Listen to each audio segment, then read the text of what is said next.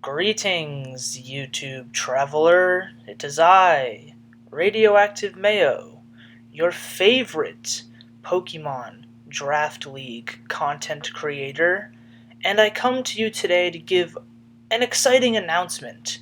We are starting a new season of Pokemon Draft League here at the channel, FPE Season 4. Now, for those of you following along, we are currently in the midst of FPE Season 3. We are actually in the middle of a playoff run right now. But, nonetheless, we are starting the next season of FPE while the previous season of FPE finishes, and this is FPE Season 4. So I'm going to come at you today and present the team that I drafted, give you my thought process, what I like about my team, why it's fantastic, all of those things, and yeah, we're going to introduce my team, and we're starting a new series of Pokemon Draft League here, so let's get into it. This season, we have a new team name. As you can see, we are now the New England Patrats. Okay, we have temporarily ditched the Connecticut Corviknights and absorbed the rest of New England and became the New England Patrats. And I'm really excited to use this team. Before I dive into the actual Pokemon that I picked, I just want to say, if you remember from my previous team introduction video for last season, basically all the rules are the same. So, like, the way it works is we're drafting Mega Pokemon, and there's no Dynamax allowed in this league. There's no Z-moves allowed in this league. So yeah, and on top of that, we are doing full national decks, so every single national dex Pokemon is on the board, and we are using all the updated DLC moves and move tutors for all national dex Pokemon, regardless of whether or not they're in Sword and Shield as of today. I think, I don't even know. I think there's one more DLC expansion that hasn't come out yet, but it's already been leaked, so we're just using those moves already. So full national decks, full DLC moves. Okay. So yeah, let's go over the team that I picked in the draft without any further ado. So we actually had the 12th overall pick in the draft, and first round I went ahead and took your boy Dragonite.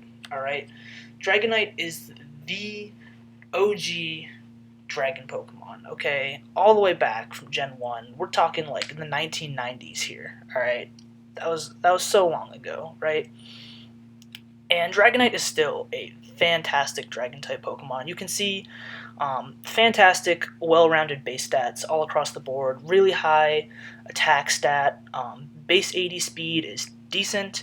Not super fast, but it has boosting moves like Dragon Dance and Agility.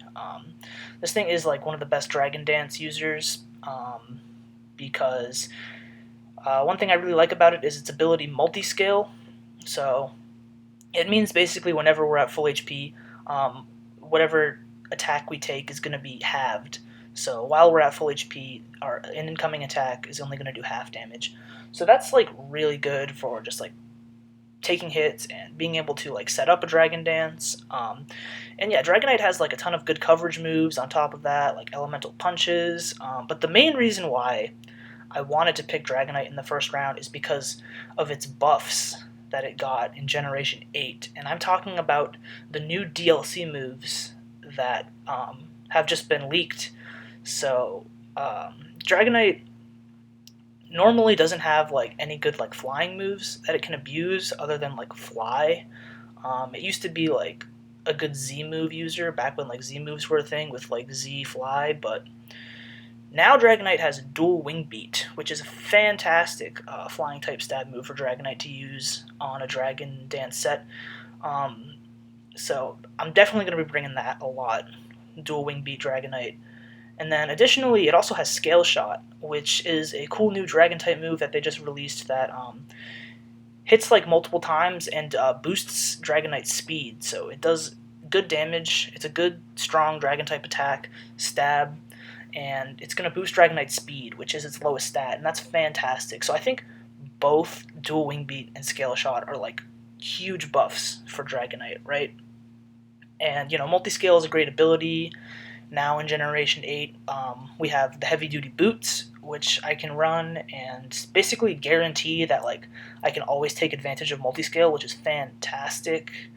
And then lastly, the other thing that I really like about Dragonite is the fact that it has access to Extreme Speed, which is a strong base 80 priority move, which always goes first, which is fantastic. I don't think any other Dragon types get Extreme Speed. Dragonite is the only one that gets Extreme Speed, and that's just so good for being able to pick off weakened things that are faster than Dragonite.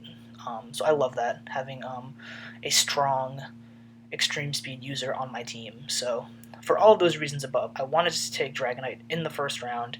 Took it at round 12.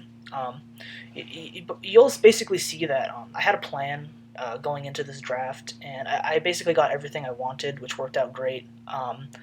But the order in which I picked things might seem a little weird, but you'll see by the end of the draft why I kind of picked the things that I did. But I knew I wanted Dragonite first round, and nobody took it, and I'm glad that I got it. So it's a snake draft, so we go to the end and we come back around, and then at pick 21, round 2, I went ahead and took Klefki to complement my Dragonite, and I'm really glad I got this thing.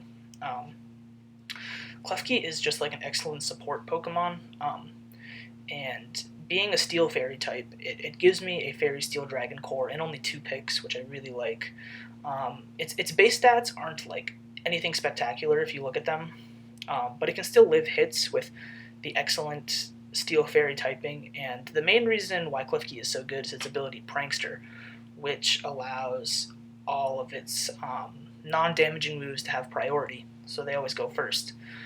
So yeah, Klefki just can do a ton of shenanigans, like Thunder Wave, set up spikes, set up light screen, set up reflect, defog, and all of those things are going to have priority, so they're always going to go first, which it's just going to provide excellent support for my team.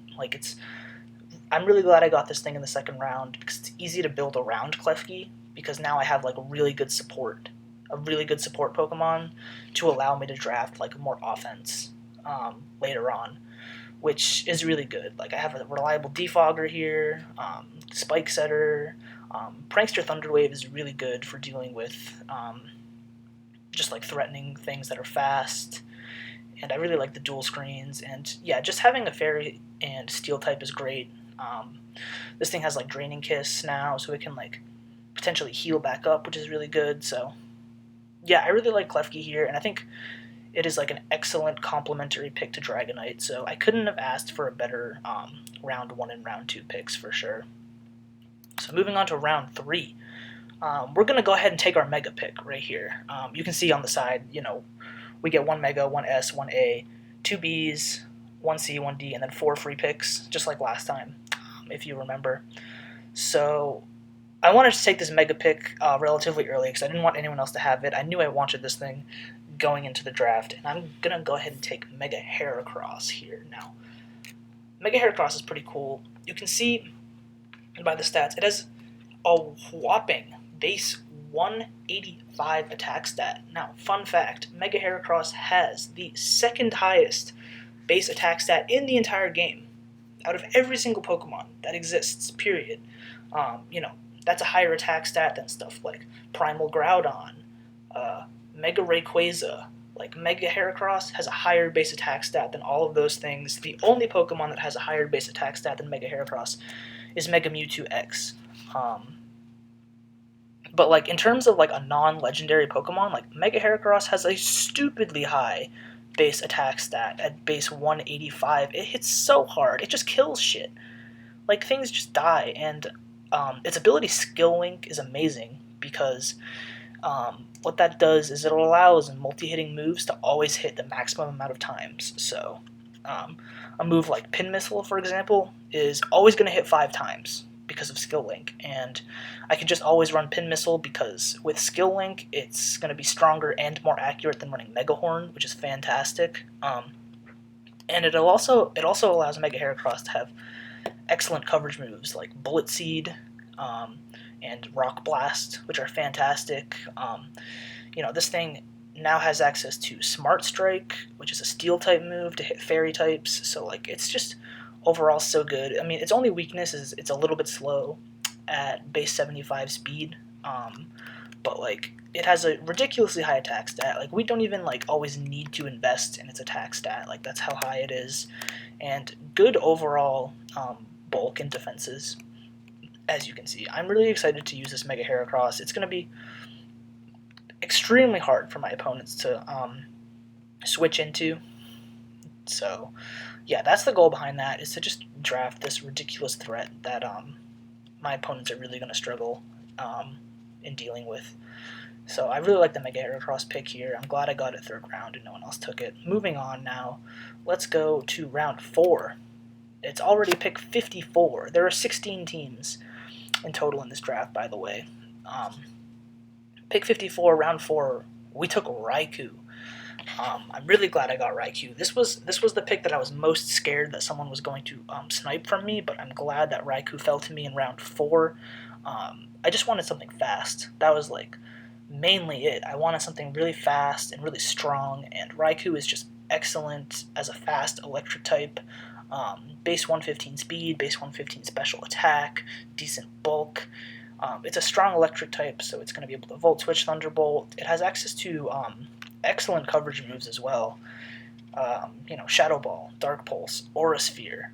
It also has access to Scald now in Generation 8, which is crazy. So good for hitting ground types. Like, the fact that I can just run Scald Raikou is insane.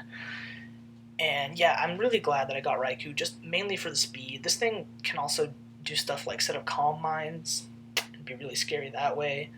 So I'm really glad that I got this threatening, saber-tooth cat round 4.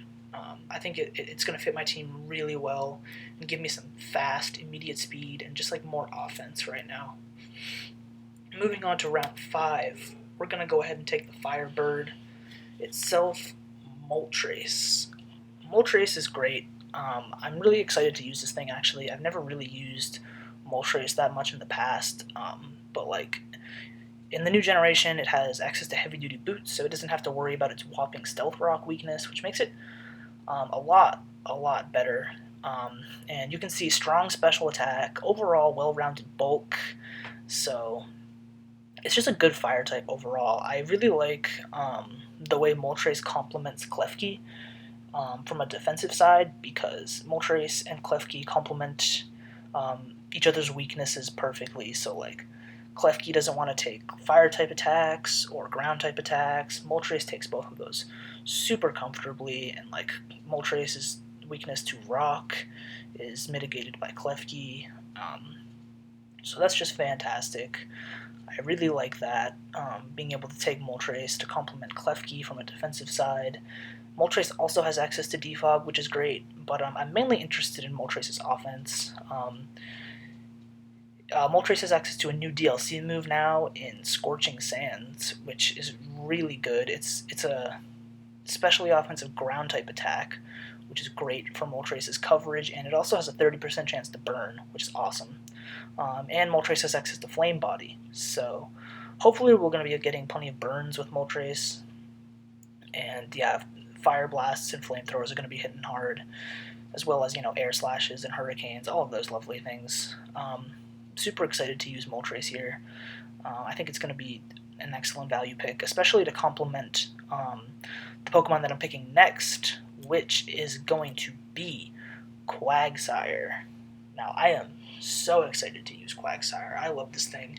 It is like such a good Pokemon. It's like such a good meme, but like also such a good Pokemon at the same time. Like, it's just like derpy face and like overall like appearance is just like so funny to me, but it's actually really nice on this team, because it's going to give me 1, a water type, and 2, a ground type. 2 things that I really needed, and yeah, both of its abilities are fantastic in Water Absorb and Unaware. Water Absorb giving it a full-on water immunity, which is great, and Unaware ignoring like stat boosts from the opposing Pokemon. So like, if something on my opposing team is just like setting up, I can just have Unaware Quagsire, and like Unaware Quagsire doesn't give a shit. like how much you set up, it still does the same amount of damage regardless. So this thing's just going to be fat, annoying, bulky. It's going to click Recover. It's probably going to click Toxic. It's got Scald, Earthquake, a lot of different moves actually. I'm excited to bring some different Quagsire sets and get a little bit creative. And yeah, I think Quagsire complements the defensive core that I'm building here really nicely with Klefki and Moltres. I mean, Quagsire's biggest weakness is grass, and Moltres eats grass hits for days. Klefki can also eat grass hits. It gives me an electric immunity, which really helps with Moltres, as well as a water immunity, which also really helps with Moltres. So that's fantastic. Yeah, I'm just really excited to use Quagsire. I love this thing. It's hilarious. It's like so good. That's gonna be my first C tier pick. I got a pretty early C tier at round 6, but I really wanted to secure Quagsire because I think it has a lot of value as a C tier personally, and yeah, I'm super excited to use it. So next round, round 7, we are actually sticking with C tier, except grabbing a free pick. That's going to be Garbodor. Garbodor is a nice, bulky poison type. And, even though this thing is trash, literally, it's not trash. So let me explain.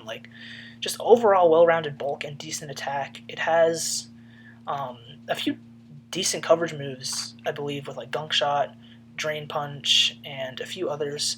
But I really like it because it sets up more hazards. It gives me another spike setter along with Klefki, so we can set up spikes on the opposing side of the field for days, as well as toxic spikes. I really love drafting a toxic spikes user because some teams are just really weak to toxic spikes, and I can just set up toxic spikes and it gives me a huge advantage.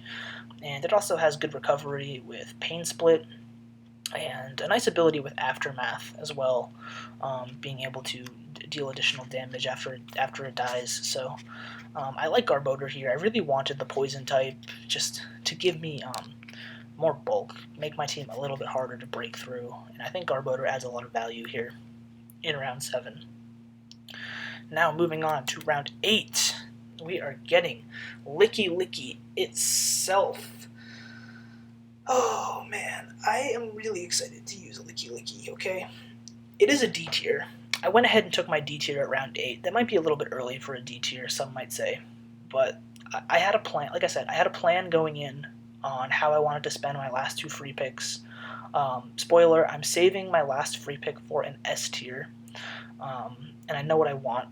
So I wanted to just go ahead early and grab a good solid D tier that I wanted, and that was Licky. You can see in just my last 3 picks alone, between Licky, Garbodor, and Quagsire, we just drafted a lot of bulk, a lot of fat things that are hard for my opponents to break through, and Licky complements Garbodor very well, being a normal type, only weak to fighting, and Garbodor is going to resist that. So is Moltres, and Dragonite, and Haircross, which is great. And yeah, Licky's just cool because it gives me a cleric. It can Wish, Protect, Heal Bell, which I really like, and it also has a lot of coverage moves,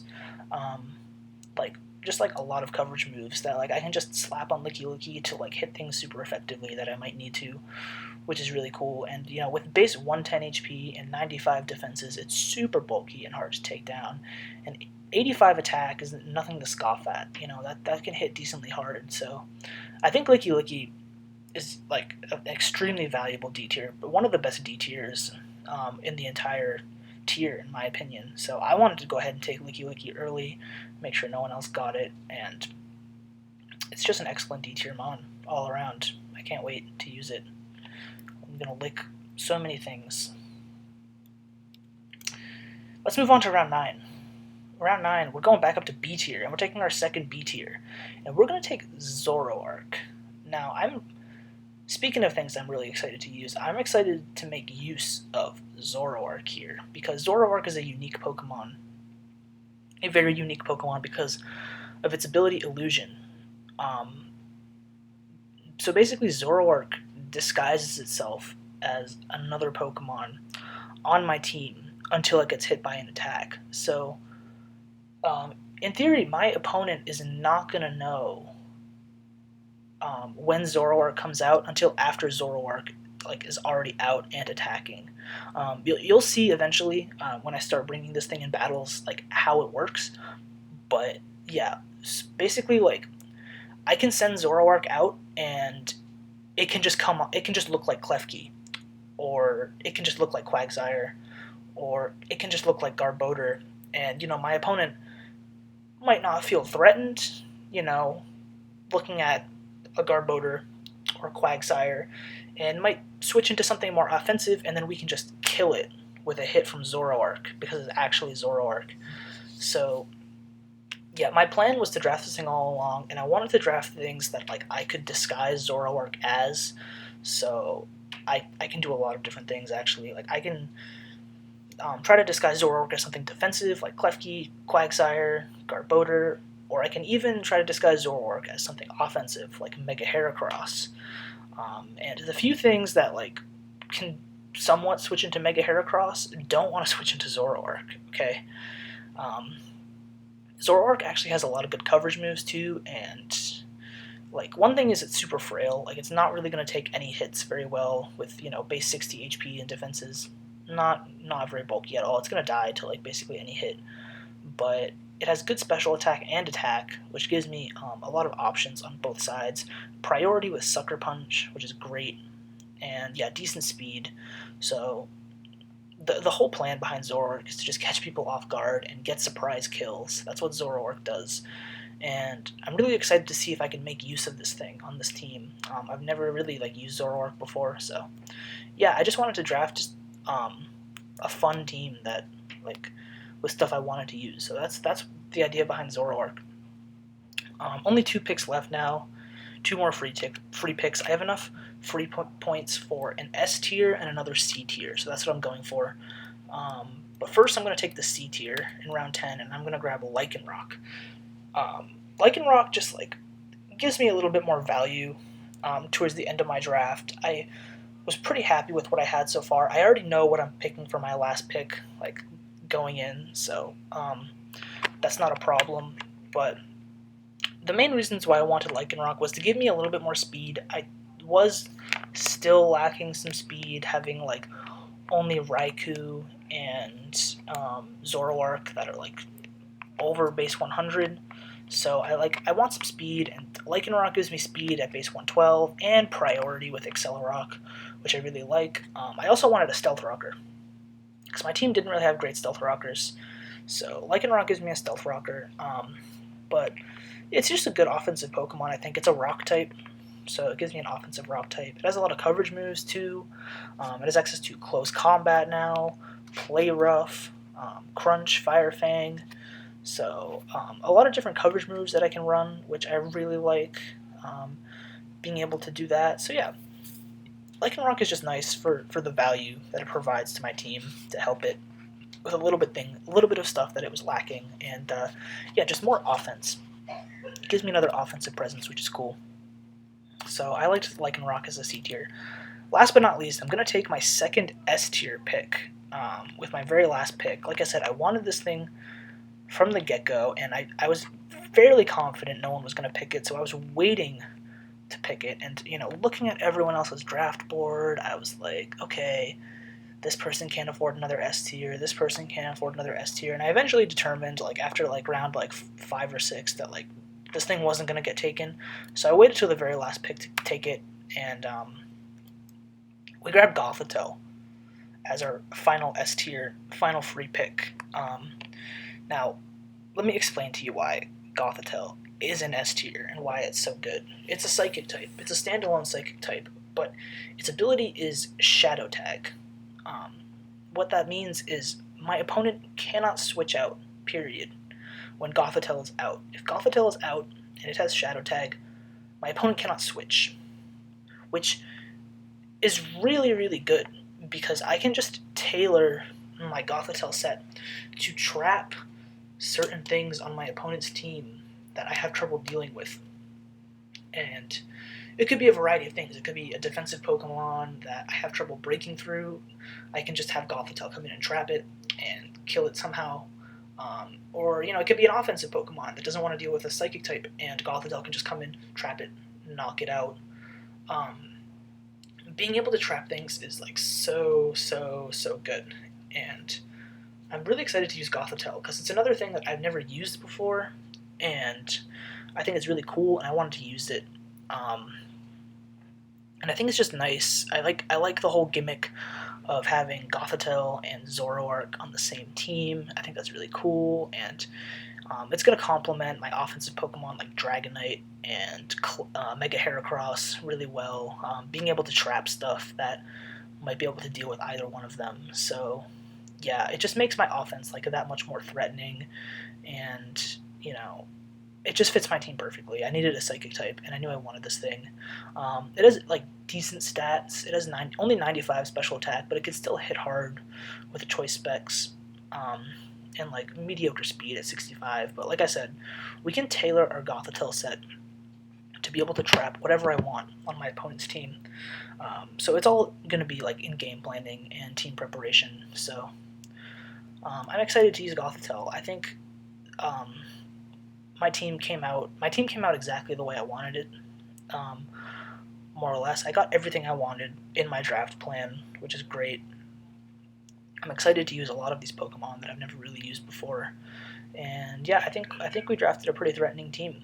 I'm not gonna lie. I think the New England Patrats have a real chance this season at making another playoff run. So yeah, that's that.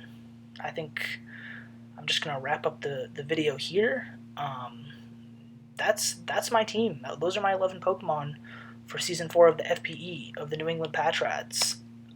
Boom. So, yep, I'm going to start uploading Season 4 FPE videos once a week, like I've been doing in the previous season. I think this season, though, I'm not going to be uploading, like, team builder videos, even though I want to, like, just because I'm personally like starting school again. I have to take classes again. I'm not really going to have as much time to make videos as much, because like making the team builder video is actually a lot of work, just in like setting up it all up and recording it. So I'm just going to be uploading our battles once a week for Season 4 of the FPE with my commentary, and I'm still going to be explaining like why I have certain things on my team and my thought process of battling, but I think it'll be still more enjoyable and more entertaining to watch. So yeah, look out for those, and we're going to be finishing our previous season of the FPE now. So yeah, I'm excited for this new season though. New season, FPE, Season 4, New England Patrats all the way. Thank you guys for watching. I hope you guys enjoyed, and I hope you guys are all excited for Season 4 of the FPE. I will catch you all in the next video, alright? Farewell.